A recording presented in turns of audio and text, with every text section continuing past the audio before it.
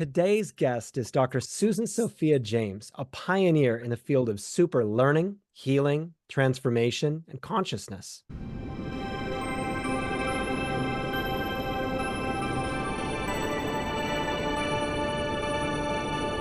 Dr. James, welcome to Mindful Mutiny. Thank you. It's great to be here, Jeremy. With over 25 years of experience as a medical hypnotherapist, Dr. James has utilized specific drum rhythms and sound patterns to help individuals transition from stress to relaxation, aiding those with cancer, immune-compromised illnesses, addiction, and mental health challenges. Her innovative approach has yielded remarkable results, including decreased pain and depression, and enhanced emotional regulation and cognitive function. Dr. James is the creator of and you're going to have to help me with this, the 3-Medi program? Mote. Mote. Okay, we're going to talk all about that. The 3-Mote program, which uses sound and music to reduce cortisol and inflammation while promoting resilience and inner strength and overall well-being. During the pandemic, she transformed her extensive research and practice into 5 online programs that address crucial issues such as sleep, pain management, and spiritual awakening. All of these things are so important, Dr. James. And I want to talk about this stuff because when you're talking about stress and cortisol, those night terrors that kind of wake you up when you have work that is really stressful and kind of getting to you, I have been there. So can you talk to us about what it is that you do? Sure. So just call me Susan. What I did in those programs is take the research that I had done that is now the new research that's come out all substantiates all what I've been doing for all these years. I created these programs, but it's a system of listening to, I would also call it a meditation that has a specific curated sound pattern that goes with it, that how I say it is carries and holds the listener to transform their consciousness, their heart rate, their brain waves, and their respiration simultaneously over into those restorative states. So the programs each have a unique application, but the core is what I just said. So they have a particular system and the curated music and sound patterns and kind of a different processes that people go through. And the part of the programs that's helpful to me, because I still use those sound patterns for myself, is that it's not a one-time intervention. It teaches people how to access those restorative states that also develop our resilience and develop accessing our creativity, our insight, and kind of opening our heart as we release the tensions and even traumas by reprogramming or allowing the nervous system to restore itself as well. All of these things that you're talking about are things that are the basis of therapy and mental health, except that what you're doing is you're working with, it sounds like, recorded music and rhythm to help people retrain how their baseline thinking is, which can be really difficult because we're in such an information go, go, go age right now that it's almost like you feel like you have to be always on in order to exist in the world, particularly if you get to higher and higher levels in your career in the corporate world. There's this demand that you're always on. And so your program teaches people through sound and rhythmic beats. And is this a spoken meditation over all of this that helps people retrain how their rhythms are? I look at it as that we need to exist in both worlds or in both patterns of behavior. So when we access the restorative state, we're learning how to go into this more expansive state. And I'm sorry, can you ask at the end of the question again? Yeah, it's about your program and what it sounds like. It's a program that has a lot of the rhythm and the music kind of playing back at the person, and you're talking over it. So part of the process is there's an introduction where I'm entraining the person to the process, and then at some point the voice goes away because the person is able to sustain that state without the voice. And in some ways you could look at that as incremental training. What I learned when I started working with people is that many people say they can't meditate. And they say, I tried it, I have all these thoughts, I gotta move, I just can't do it. They can't sit, they think it's sitting zazen, sitting with their legs folded. So there's all these blocks for people to get these amazing benefits that also, they work with our immune system, they help us release cortisol, but also release dopamine and other biochemicals that actually make us feel good. So it's we get a double dose. We get an exponential benefit. So I teach meditation, and I obviously know what it does and I get it, but I have always had a hard time meditating myself. And it's been difficult for me because I've got ADHD, and weirdly it seems like it gets worse as you get older. And I have this difficulty with meditation, like what you had just talked about, where I can do it on my own for short periods of time, but it's really difficult for me to maintain focus. Are your is your method to help people like me maintain the focus? It could be. It certainly could be. I know for myself that what the silence is more inclined to have running thoughts.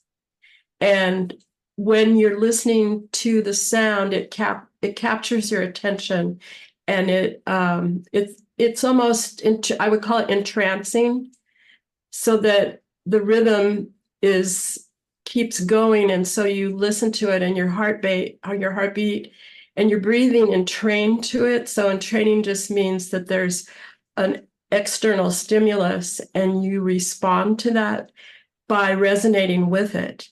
And so the group of people, if they listen to the same sound, become in resonance. And you could apply that to a group of people. Think of some kind of music. They're entrained to that rhythm. So they kind of share that space.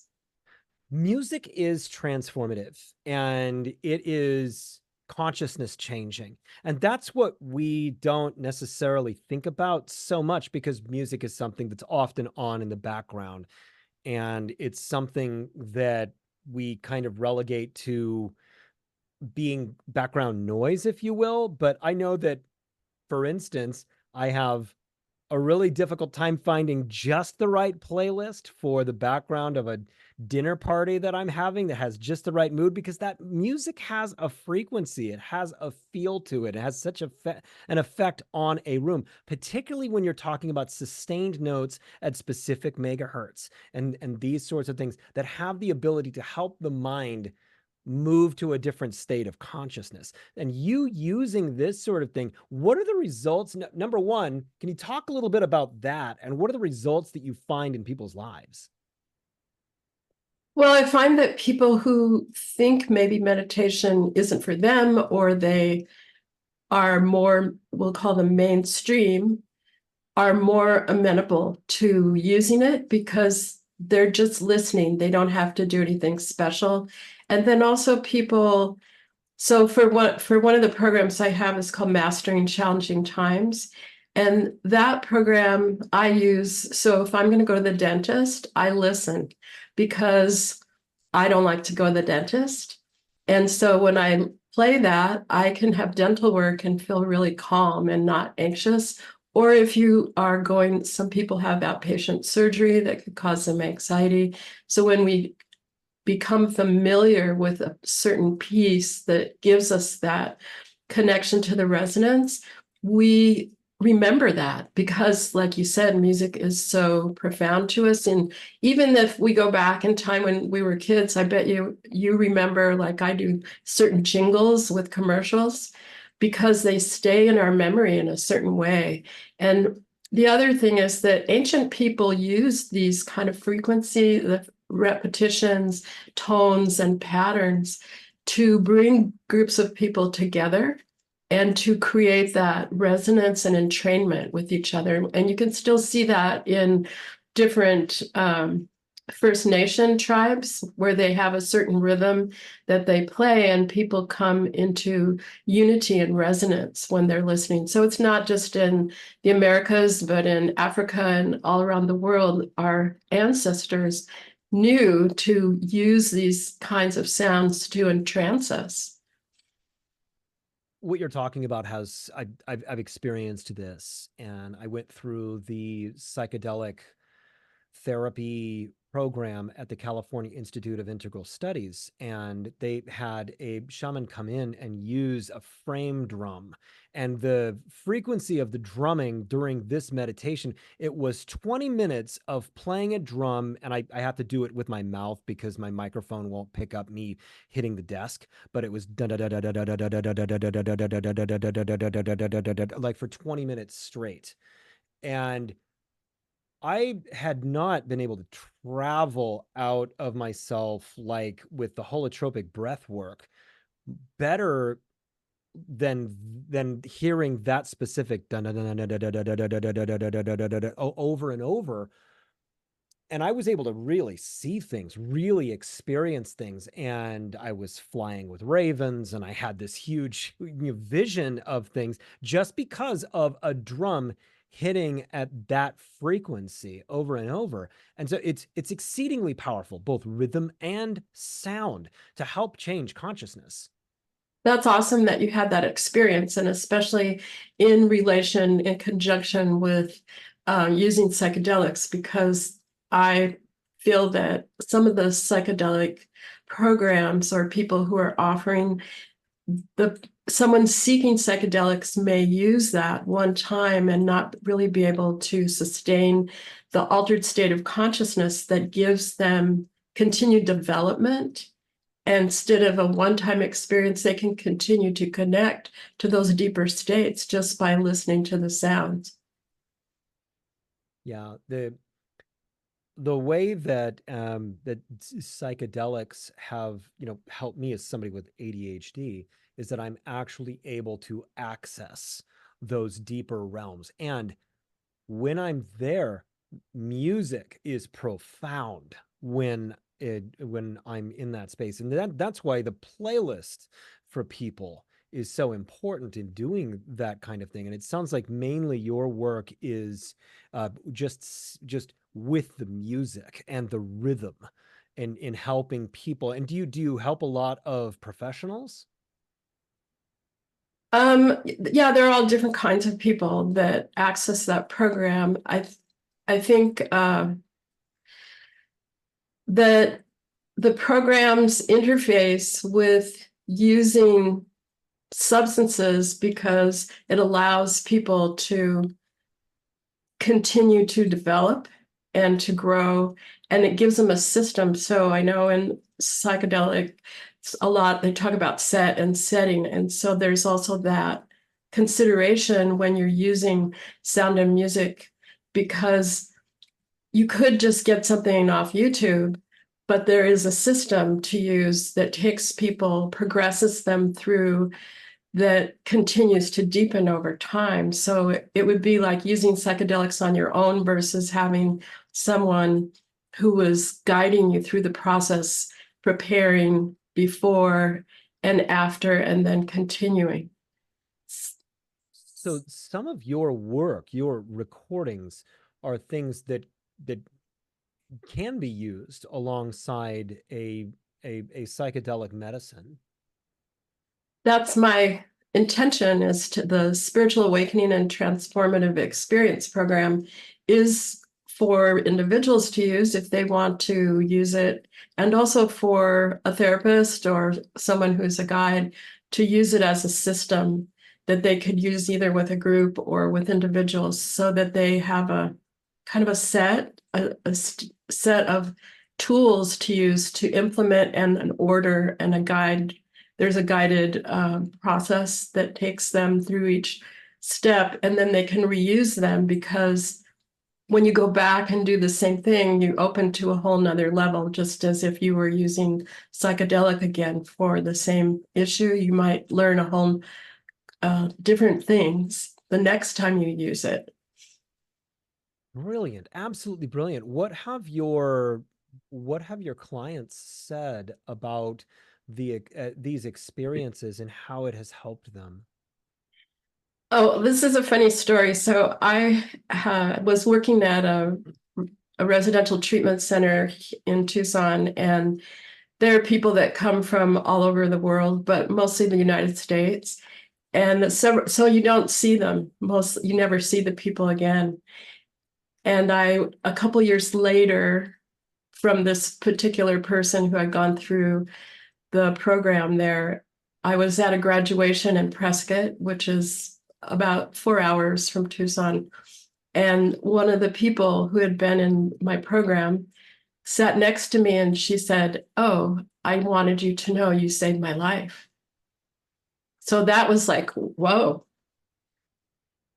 So lots of really good feedback in terms of people feeling like it's very profound, and it gives them, because it's working way out of traditional therapy in terms of, it's not talk therapy, it's more experiential and deepens within, but it also works on mental, emotional, spiritual, physical.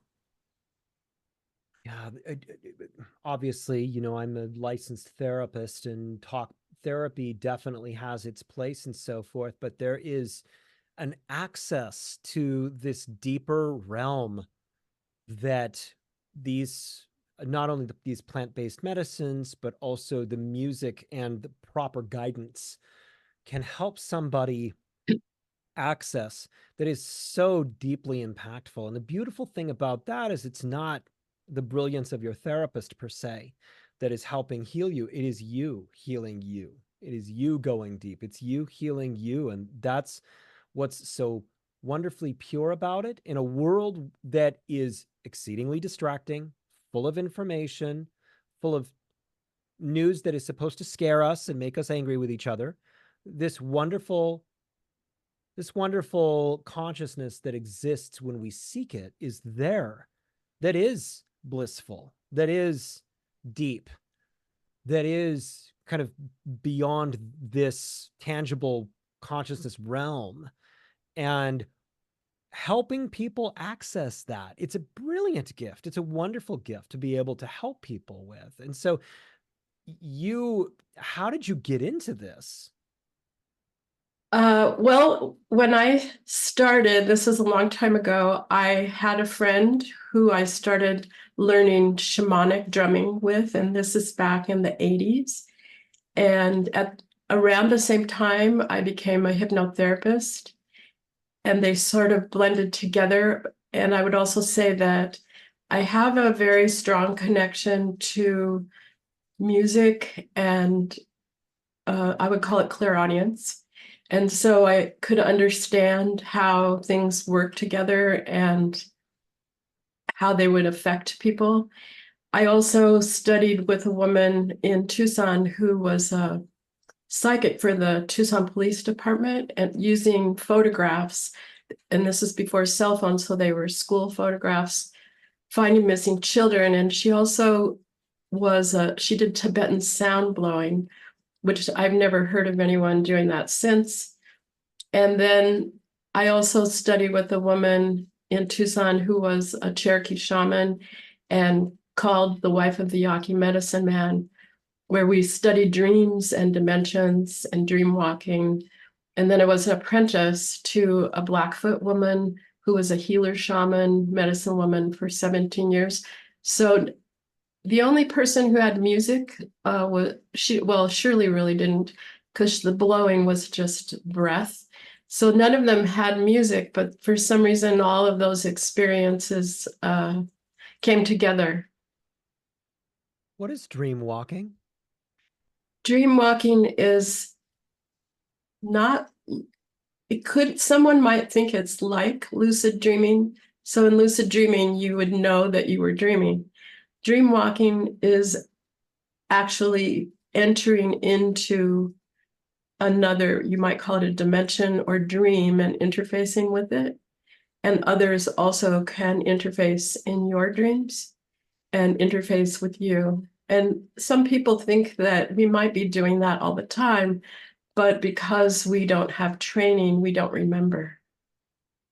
You know, without the training, this is kind of an interesting thing, is that often people don't feel that they have the ability to travel or see beyond their life. And I've had a number of clients that have gone through the loss of somebody or an animal or what have you, something, a very important relationship to them.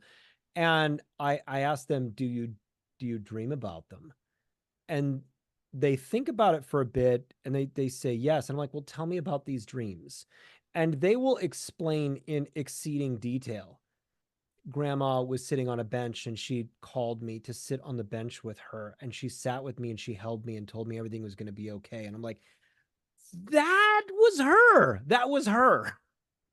And this, and when they hear this, when they recognize that these things in these dreams, they're not just simply some hallucination, that this is actually in many of these cases actual connection with the person that is beyond our present consciousness now.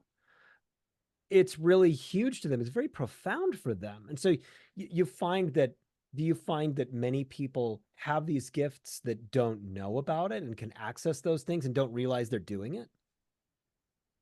You mean dream walking or knowing someone has passed and interacting with them in their dreams? Dream interacting with them in their dreams. Well, I researched the how many people actually have those experiences, and it's very, there's a very high number of people, and it's very normal for people to do that. And usually those kind of dreams are what I call more real than real. They have qualities to them where they might smell or hear or feel, which in often regular, we'll call them regular dreams, people don't have all the sensations, and sometimes those are the cues that there's more substance. I always say, if they came in your waking state, you'd be scared. So that's the only place they can come, is in your dreams. Mm-hmm. No, it is. And it's a real piece of healing for people to have those experiences. Yet in our, our current culture, it's not something that is just openly talked about, I guess. A lot of people have these kinds of experiences and they see these things and everything, but it's not something that is widely shared, or well understood. Right. And so do you help people navigate these things? Do you help people understand these things? If that's something that they are interested in and want to talk about, yes, it definitely can go there. And how did you start? You talked about getting in touch with all of these really interesting people in the 80s and 90s and everything like that. How did you start kind of running with those circles? I don't know. And sometimes I look back and think, I don't know, how did that happen? It just sort of happened. There, I went to a lunch and I sat down at a table and I said, I'm looking for a female teacher. And the woman that was across from me was a Blackfoot Sioux. And she goes, here, she's teaching. So that was one, and just different connections happened. So obviously these kinds of things are never an accident. And earlier in your life, there was something that obviously kind of called these people around you. What was your earlier life like? What's your path? What's your story? When I was a kid, I lived with my mother for about 5 years, and she had sexual abuse, a lot of sexual abuse, I think most of her life. And as a result of that and the time, she was hospitalized, and they called that nervous breakdown. And so I live with my father, and I could hear him say, so it might have been considered telepathic, but I could hear him worrying she, referring to me, might be crazy like her mother because he didn't understand and he was very disdainful. So he moved on with his life. And so he remarried. And because I heard that often, I had a lot of repression of my own uh, inner feelings about innately who I was. And so a lot of the spiritual interest was suppressed in a way. And it took me a long time, maybe more recently even, to realize that the suppression that occurred because of that, I used to feel very imprisoned by it, but I had to live long enough to understand that it was a gift because the gift protected me from not speaking about certain things until our culture changed enough. So that was, even though I was studying and I have it's a 3-year energy medicine program, transformational wisdom, where we studied meditation and dream walking and all kinds of different things. I still didn't really accept certain processes about myself. So that journey has been quite long and going through all these different stages. Hmm. It takes a long time to really learn these things, practice them, and become, greatly adept at them. It's a long walk, if you will. And I know that you are still learning because anybody would still be learning. This path, has it been a difficult one for you? Has it been one that has been rewarding for the most part? Or, what has been the overall reward to you in doing this work? The reward to me is that this time that we're in, it's time to release certain information and change the paradigm. And that's why I feel like I'm here. That the work, whatever work that I'm doing, is about giving people tools that have not been available to them before, and to have a space where they can start experiencing and talking about things that have not been acceptable. So that's very rewarding to me because we are in a time of great transition and transformation as a world culture about a lot of different topics of consciousness related to consciousness. And we all have, if we feel called, that we can support and participate in making those changes. And I would say, yes, the journey has been difficult. I was a single parent for a while, and that was pretty challenging. Um, and I think there are always multiple streams of your life that are co-occurring. So you can have parts that are really fabulous and parts that are really challenging. So those are definitely parts of my life that I've experienced. And it continues to have things that are unresolved and that I'm working on. Hmm. Well, I guess let's kind of get into it now. We're seeing a time right now that is so profoundly unprecedented in any of our lifetimes, where the illusions are being just thrown down day after day after day. These illusions that we've all been kind of raised to believe, the things about what things are supposed to be, people in positions of authority, all of these different things, the way that we view what our what our nation, what our civilization is now. It's very different than what I feel, the space in which I grew up in. And it does feel like when you're talking about this great transformation, I've talked to so many people about the ways in which they do not think the way that they did 5 years ago.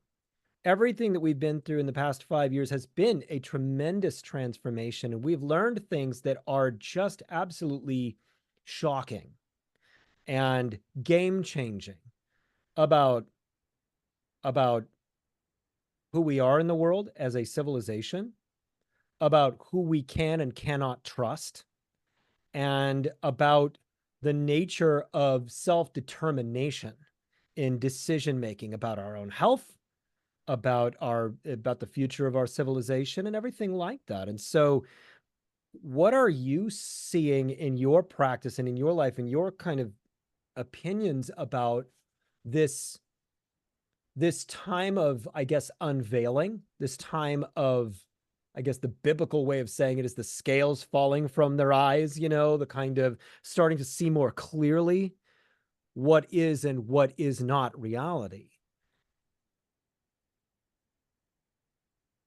Pretty sure there's more to come. That we're just on the tip of that, and we are evolving through it. And the tools that you're doing of meditation, everyone is needed on this journey to be a few steps ahead to help, because we can't.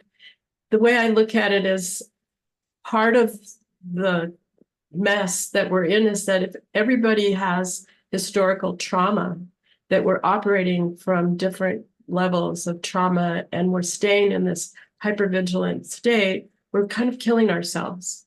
And we don't think well when we stay in that state all the time. When we access those ancient states where we're connecting within and to the earth, to the multiverse, and with others on that level, we're actually changing. There's research now that says we're changing our DNA. So when our DNA changes, we are in evolution because that's neuroplasticity. So meditation is such an important piece, and transforming our consciousness. That's why I love the sound part. There's an ancient story about the Buddha. He gathered a group of people together who were his students, and he said, I want you to go out and teach meditation, and you have 1 year. When you come back to this one spot in 1 year, and we'll see how everyone did. When they came back after a year, there was only one person who was the most successful, and that was the person who was using sound. Because people can listen to it, they remember it, it's emotional, they feel it, you feel it through your bones, and also your ears, it goes through your being, like those ancient our jingles from our childhood. So that it has a very profound influence. When you're just kind of talking about the trauma of our time, sometimes when I'm working with a client and I can't quite figure out where their anxiety is coming from, where some kind of energy is coming from, I go, tell me about your mom and dad. Tell me about their mom and dad. Tell me about their mom and dad. And you go back enough, and then you find out that someone's grandfather was in Auschwitz, that somebody's grandmother, I don't know, ended up going to a gulag.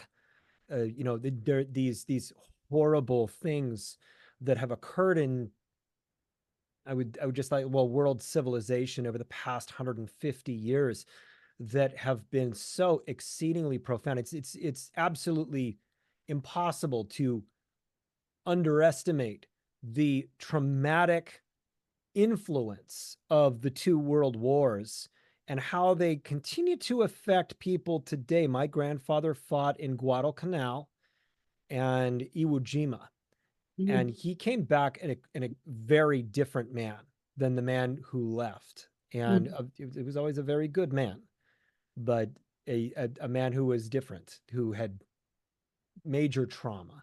And, that came forward to me in my family line, the way that it does with everyone else. And these tremendous wars that this world has never seen before has changed just the basic frequencies of anxiety and so forth. And when you're talking about taking us back to an ancient part of ourselves, that is something that really seems to likely be the only elixir to the way that we have become, this age of anxiety, taking it back to a more primal and spiritually focused consciousness.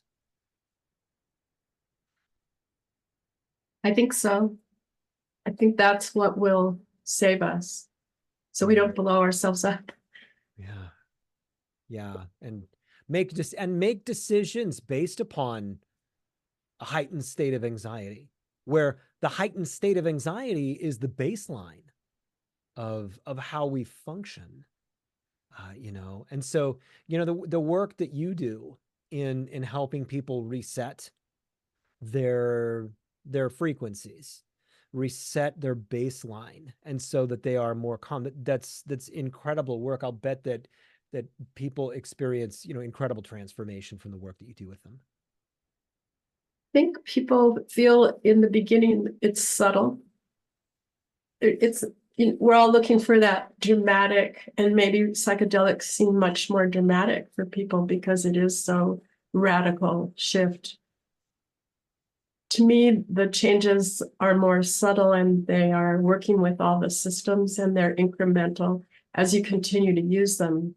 So it's not magic where you listen, you're like, oh, I'm better. You have to continue to use it. And like you said, your experience was 20 minutes.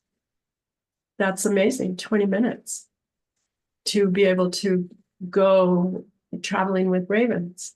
Yeah. So that's pretty profound. So Jeremy, I'm wondering, since you mentioned that you teach meditation and you also have taken the psychedelic training from California Integral Studies, Institute of Integral Studies, how, if you've had the opportunity to use meditation with people who are using psychedelics, and how effective that is, and if they take to it and they glean more from their experiences by continuing to use it, are they receptive? I do. In short, oftentimes the people who are seeking work with me are people who are not experienced psychedelic people. What they want is to be in an environment that is safe, where they feel cared for and they have somebody with them that can help them have a positive experience, and it's not scary for them. And we do a lot of prep work with meditation first. And it's interesting to watch somebody grow from not being able to experience anything or see anything while meditating, to actually getting to a point where they can actually see things and relax to the point where they can embrace visions or create things in their mind with their mind's paintbrush and so forth, and accessing deeper levels of their ability to relax into themselves. And with the psychedelics, I see very much what I would consider to be like an instant change in people, because it lifts the person out of their regular everyday consciousness, leaves all of that stuff behind so that they can kind of come around and either look at themselves or experience total relaxation, total bliss, total peace for a limited period of time. And it may be, in some cases, the first time that these people have ever actually experienced peace, because they're always in the trauma. They're always in the anxiety, always in the fear, right? But if you can step outside of that and then realize there's an outside of that I can experience, and then help teach them. And oftentimes when I'm using ketamine with people, it's several different ketamine experiences in a row, often 4 to 6 for them, and teach them how to put themselves there through meditation. And so that they're not always having to use a substance to relax and get there. Integrate that level of relaxation, peace, bliss into their regular lives. And so that they're not constantly living in the fear space, in the insecure space, that they actually have a sense for themselves of, I can access that peace. It's there for me. I need to let go of these pieces of me that I have made a part of my identity. And once they're able to do that, they really are on the road to healing. And music behind all of this during their experience is very important to help deepen their experience, to get to a much more profound space. And so I absolutely see this change. And again, like I said, helping them learn that they have the power to heal themselves, that they have that autonomy, that power over themselves.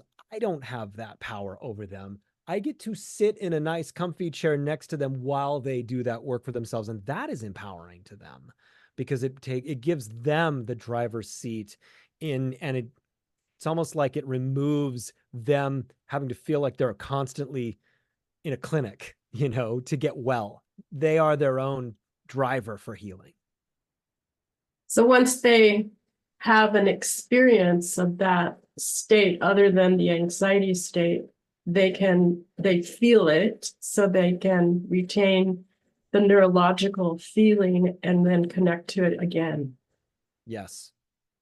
Yes, absolutely. The teaching of meditation and being able to reaccess those higher states of consciousness, it's absolutely critical for the wellness of the person. Yeah. And the things that you create, the music can be a huge vehicle for helping people be able to reaccess their memories from that, and to continue that healing beyond the work that they do with either of us. That's great. Yeah. That's great. Well, hey, I want to thank you for being on the Mindful Mutiny podcast. And I'm really happy for the work that you're doing, and the way it is that you are helping people heal themselves in this world. And how do people get in touch with you? They can go to my website, which is the number three, melete.com, and check it out. Fantastic. Dr. Susan Sophia James, I'm so happy to have had you as a guest on my podcast, because you really embody a real sense of peace, care, and nurturing. You really live the medicine that you create for people.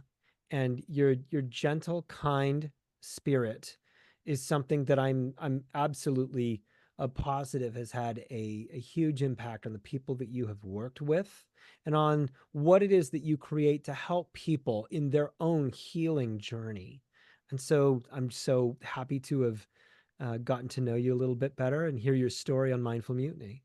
Well, thank you, Jeremy. I appreciate your good questions and the insights that you have as well. And thank you for having me. Please don't forget to like and subscribe to the Mindful Mutiny podcast. In a lifetime, there are more decisions than anybody can count. Living the highest version of yourself is the most rewarding thing that you can do. Make incredible, positive, risky, and bold decisions to be the highest version of you. Now go be something great.